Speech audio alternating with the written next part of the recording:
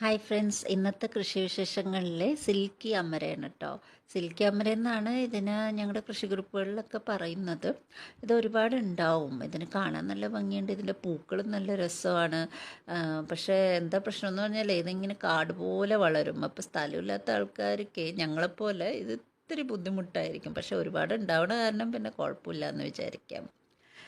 ഇത് പിന്നെ ചുണ്ടക്കയാണ്. ചുണ്ടക്കയുടെ ഔഷധ ഗുണങ്ങളെല്ലാവർക്കും അറിയാം. ആസ്മക്ക് നല്ലതാണ്, പിന്നെ ഡൈജഷന് നല്ലതാണ്, ഇമ്മ്യൂണിറ്റി പവർ ഇമ്പ്രൂവ് ചെയ്യും.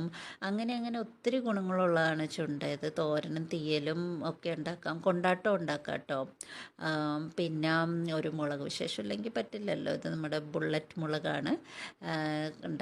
നല്ല രസമല്ലേ. പിന്നെ ഇന്നൊരു കരിമ്പ് ഇടയ്ക്കിടയ്ക്ക് ഞങ്ങൾ എടുക്കാറുണ്ട്.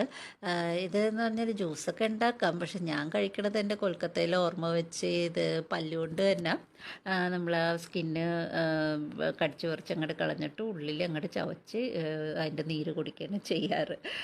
ഇത് പല്ലിന് ബലം വെക്കും അത്രേ. Okay, bye friends.